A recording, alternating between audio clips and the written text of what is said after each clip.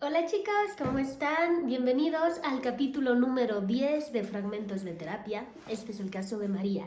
Y hacemos un recap rápido como siempre. Habíamos platicado de que María ya no estaba tan pendiente de los papás de los compañeritos, bueno, de los niños del kinder, pero estaba haciendo una relación mucho más estrecha con Marcos, lo cual a mí me preocupaba un poquitín nada más, por decir algo, por dar como una magnitud, pero no es que me preocupara un poquitín, me preocupaba un muchín, porque yo sabía que esto podía, si se salía de control, que se podía salir en cualquier momento, no terminar bien. Pero bueno, María me decía que no pasaba nada, que todo así. Había estado gastando mucho dinero en cosas que antes no gastaba, en cosas de belleza, compras de ropa, de zapatos, de accesorios, maquillaje, que si el pelo, había estado gastando en cuestiones como muy externas, muy físicas. Y pues obviamente eso se empezaba a notar, ¿no? Eso se empezaba a notar, lo cual no le gustaba mucho a Luis. Porque Luis sabía, yo creo, dentro de su inseguridad y de su corazoncito de marido, pues sabía que le podían comer el mandado. Es decir, que al estar María bonita, guapa, atractiva, segura de sí misma, pues los demás hombres podrían voltear a verla. Y eso es algo que yo ya como que tenía medio visto, pero no había querido profundizar por no darle en la torre a María.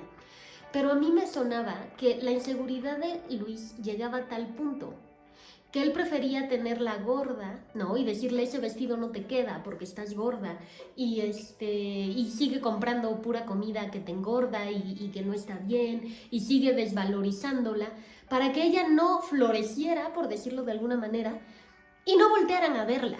Entonces prefiere tener una pareja fea, insegura, ahí como la muñeca fea, para que nadie la vea y entonces él poder estar tranquilo de que nadie le va a bajar a la pareja, por decirlo de alguna manera. Y esto obviamente pues salió a la luz en el momento en que María empieza a tener su propio ingreso, se empieza a independizar económicamente de Luis, a tomar sus propias decisiones de lo que quería comprar y lo que no, lo que quería gastar, lo que no, lo que le gustaba y lo que no. Y empieza esto a tener efecto y Luis empieza a sentirse aún más inseguro.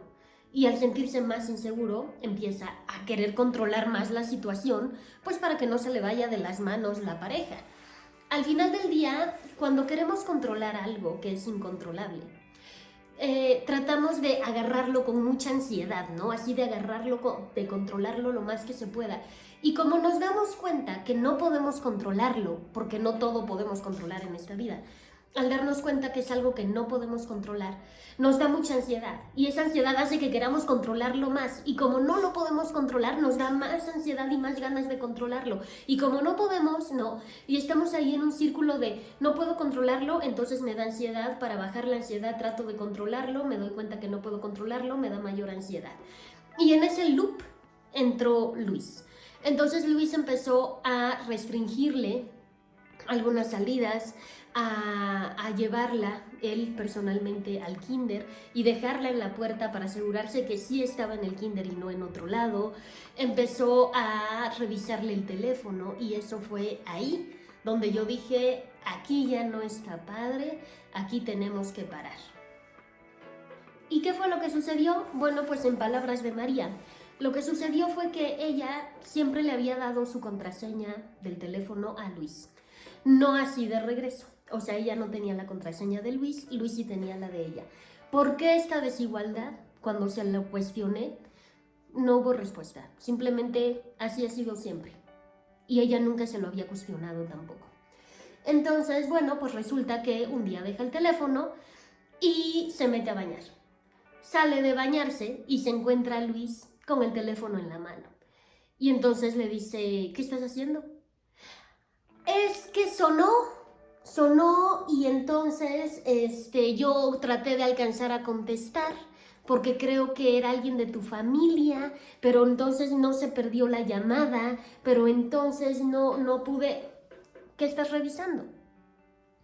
Total que obviamente María se enojó bastante y le dijo, Luis, ¿por qué tienes tanto miedo? ¿Tú qué crees? ¿Qué tipo de persona crees que soy? O sea, ¿con quién crees que te casaste?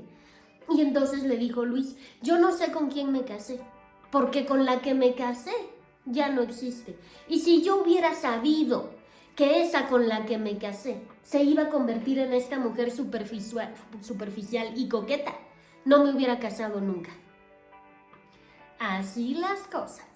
Entonces a Luis no le gustaba para nada que María se estuviera volviendo independiente, segura de sí misma, que estuviera como agarrando un rol mucho más protagónico de su vida, que ya no viviera a la sombra de él o lo que él le permitiera a ella. Eso a él le molestaba, le causaba mucha inseguridad. Y se lo dijo tal cual.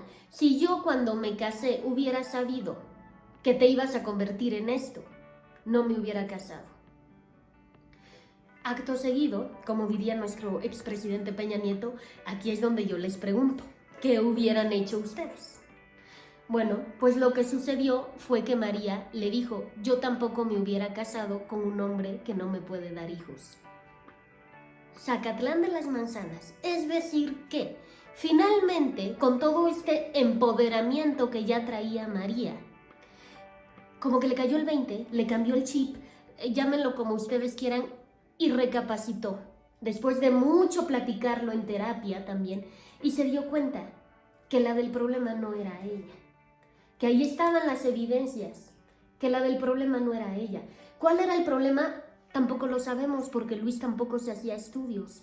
A lo mejor era un problema que se podía resolver rápido y fácil, pero como Luis se negaba a ser él el del problema y por lo tanto se negaba a hacerse pruebas o ir al médico o lo que sea, pues no sabíamos entonces cuál era el problema y lo único que sabíamos es que ella no era. Y finalmente lo había aceptado y finalmente lo había asumido. Y entonces llegaron acá al punto donde ninguno de los dos estaba feliz con el otro, porque Luis no estaba feliz con una mujer segura de sí misma y como mucho más dueña de la situación, y María no estaba feliz con un hombre que no le pudiera dar un bebé. Después de que María me contó esta conversación, bueno, ni siquiera conversación, fue una discusión. O sea, sí se hablaron fuerte, sí levantaron la voz, sí hubo golpes de puerta, sí hubo manotazos. Entonces, bueno, no fue una conversación como tal. Después de que me platicó eso, le dije, María, ¿y tú cómo te sientes? O sea, ¿cómo quedó? ¿En qué paró el asunto? Y yo pensé que me iba a decir algo así como, Lore, me siento súper culpable, me siento muy mal, esto no debió haber pasado, o algo así. Me dijo, ya estoy como quería. Y me sacó de onda completamente. O sea, no es una respuesta que yo hubiera esperado de ella. Y entonces le dije, ¿cómo que ya estás como querías? Y me dice, ya estoy como quería.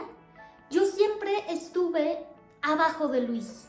Siempre fui atrás de él su perrito faldero, siempre escondiéndome atrás de sus faldas, siempre esperando que él me autorizara. Y si a él le gustaba, estaba bien, y si no le gustaba, no había oportunidad de eso, lo que fuera, y no se hacía. Y punto. Finalmente ya estoy como quería, estoy encima de él. Pero me lo dijo como con enojo, como con rabia. Y entonces le dije, María, ¿tú sientes que todo este tiempo estuviste abajo de él entonces? Sí.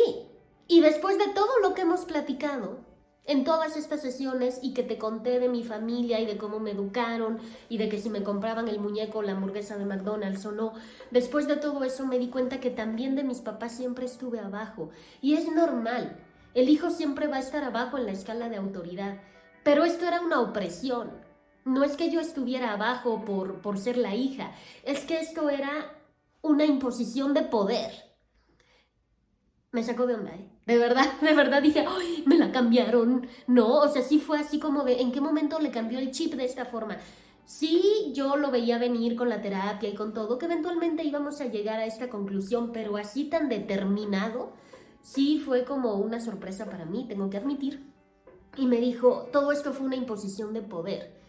Mis papás utilizaron el poder que tenían sobre mí para manipularme y que yo fuera la niña que ellos querían que fuera. Sin importarles si yo estaba contenta o no, si yo estaba a gusto o no, si yo tenía autoestima o no, siempre y cuando yo fuera lo que ellos quisieran. Y Luis se impuso también sobre mí y se encargó de hacerme lavado de cerebro día con día para que yo me mantuviera abajo, porque es un hombre inseguro y piensa que yo me voy a ir con cualquiera y piensa ahora que nada más porque estoy ocupándome de mí y de mi cuerpo, ya rápidamente lo voy a dejar en el olvido. O sea, sí lo quiero, pero ya no lo amo y eso es algo que a mí me molesta, porque yo terminé amando por muchos años a un hombre que se imponía sobre mí y que abusaba de mí. Ay, mamá. De verdad que yo como pavo real, así de, ¡ese es mi paciente! ¡Venga! Ya se dio cuenta todo lo que habíamos trabajado, todo. Y tengo que admitir, y me duele mucho como terapeuta admitir, que parte de eso, de ese cambio de chip, de ese cambio de mentalidad, no había sido solamente yo. Sería muy soberbio y sería muy poco humilde decir, fue por mi terapia maravillosa. O sea, sí tuvo que ver la terapia, pero es que Marcos tuvo mucho que ver ahí. O sea, fue trabajo en equipo, sin querer que lo fuera. Yo nunca he cruzado una palabra con él, pero aún así, Marcos participó mucho en esto. Y obviamente junto conmigo, todo el trabajo que llevábamos, pues le cambió el chip. Al final del día, cuando hay una imposición de poder, que es lo que ella refería, continua sobre una persona, se llega a tener un trauma. O sea, si yo abuso de alguien de menor nivel porque tiene menos fuerza, porque tiene menos madurez, porque tiene menos inteligencia, porque es una persona desvalida de alguna manera, y yo utilizo el que yo esté encima de ella para imponerme una y otra y otra y otra con poder sobre esa persona, al final del día voy a crear un trauma, porque es un abuso repetido.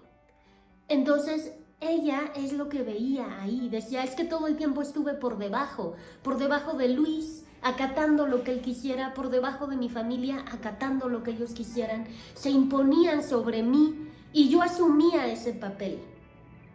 Y al final del día, ella no me lo dijo con estas palabras, pero se dio cuenta que ella mantenerse abajo y acatar, la hacía víctima de abuso, desde luego, pero también la hacía cómplice, porque ella fomentaba que esta situación continuara al no tener ella un cambio de actitud.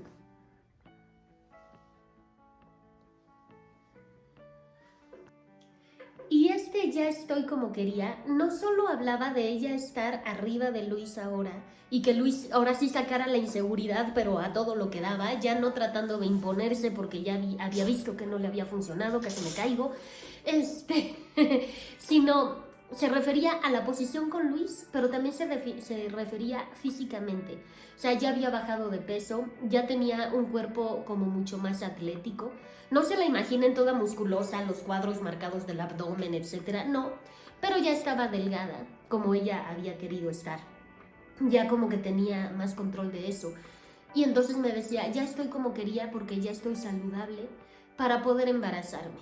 Sin embargo, ahora ya no quiero, porque voy a perder lo ganado. O sea, si yo me embarazo ahorita, me va a salir panza, se me va a colgar la piel, me van a salir estrías, me van a salir varices, y ya no quiero, porque finalmente logré el cuerpo que quería.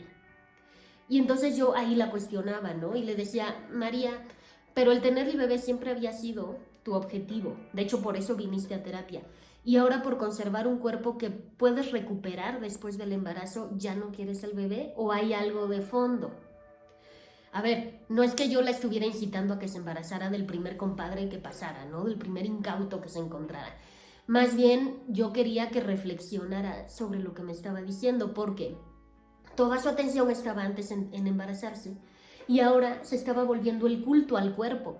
Y eso nos iba a llevar inevitablemente a lo mejor a una vigorexia o a un trastorno de conducta alimentaria o a algo así. Entonces yo no quería llegar a ese punto, yo quería que se mantuviera dentro de los parámetros sanos. Entonces, por eso la cuestionaba, para que ella también reflexionara y dijera, a ver, espérame, ¿quiero? ¿No quiero? Cuando platicábamos esto, se llama, bueno, algo que utilicé aquí en esta parte, se llama cuestionamiento socrático. Es decir, Sócrates, en la antigua Grecia, pues cuando llegaban sus pupilos, digamos, sus alumnos, y le preguntaban algo, él les respondía con otra pregunta. Nunca les respondía una respuesta, les respondía con otra pregunta. Y a eso se le llama mayéutica, ese método. Y eso lo utilizamos mucho en terapia. Por eso es que a veces le preguntan algo al terapeuta y el terapeuta no contesta, responde otra pregunta. Se llama cuestionamiento socrático. Entonces llegaba y yo me decía, es que ya no quiero perder ahora el cuerpo que ya gané. Y yo la cuestionaba. Le decía, a ver, tanto luchaste por el bebé y ahora resulta que por un cuerpo que puedes recuperar después, a veces, no siempre, como siempre les digo, depende, resulta que ahora ya no quieres el bebé. ¿Por qué? ¿Qué hay detrás? No, Lore, lo que pasa es que esto. ¿Y por qué? ¿Y eso qué te hace pensar? ¿Y cómo llegaste a esa conclusión? O sea, yo cuestione para que ella reflexionara y viera, ahora sí que cuál era el verdadero motivo por el cual ya no quería el bebé, o si realmente ya no lo quería. Y así, cuestionando, llegamos a un punto donde ella recibía cumplidos de Marcos, generalmente, porque obviamente pues no es que vayas caminando por la calle y cualquier sujeto random te diga, ay, qué guapa te ves hoy, te ves mejor que ayer, pues no, ni te conoce, ¿no? Entonces recibía cumplidos de Marcos. Eso a todos nos genera dopamina.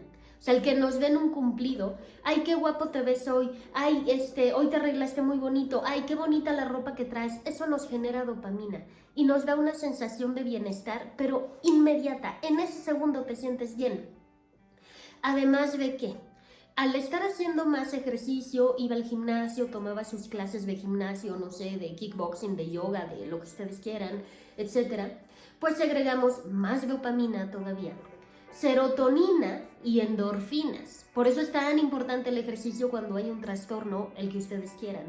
Y a veces yo entiendo que el paciente no tiene ánimo, pero aunque sea 5 minutos, o sea, no se tienen que volver atletas de alto rendimiento, de verdad. Pero empiecen con poquito y le van aumentando. ¿Por qué? Porque al segregar dopamina te sientes bien instantáneamente con el ejercicio. Al segregar serotonina, que es otro neurotransmisor que tenemos en el cerebro, nos regulamos mejor el apetito y la ansiedad. Por eso cuando hacemos ejercicio la ansiedad baja.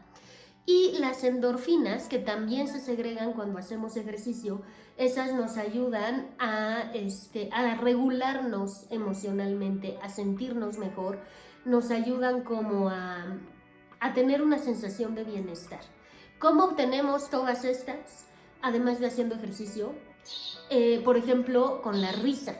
La risa, o sea, que te mueras de risa de algo hace que segregues todo esto. ¿Qué otro más? Por ejemplo, la naturaleza, la música. Entonces ella pues estaba sintiéndose muy bien a partir de todo esto. Los cumplidos de nuestro querido amigo Marcos, que yo ya no sabía si era amigo o enemigo, por lo que les acabo de contar, y el ejercicio físico.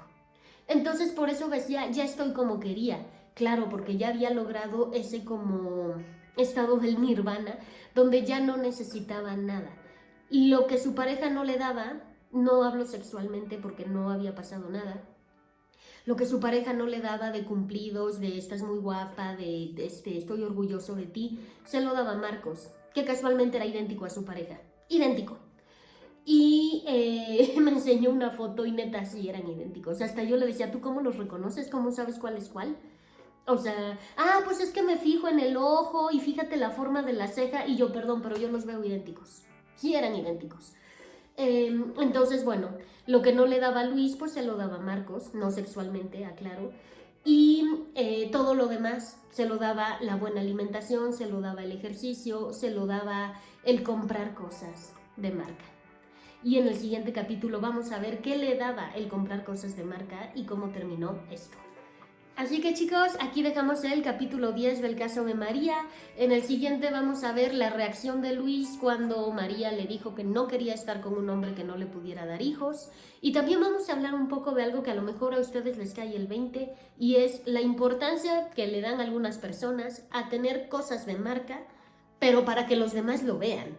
O sea, yo me puedo comprar algo de marca y no mostrar el logotipo gigantesco, porque es importante para algunas personas que todo mundo vea que compró algo de X o de Y marca carísima de París. Así es de que vamos a platicar un poco de eso y vamos a ver qué hizo Luis y en qué paró todo este asunto. Muchísimas gracias por estar acá como siempre, les mando un beso hasta donde estén, un saludo muy grande y nos vemos en el capítulo 11. Bye bye.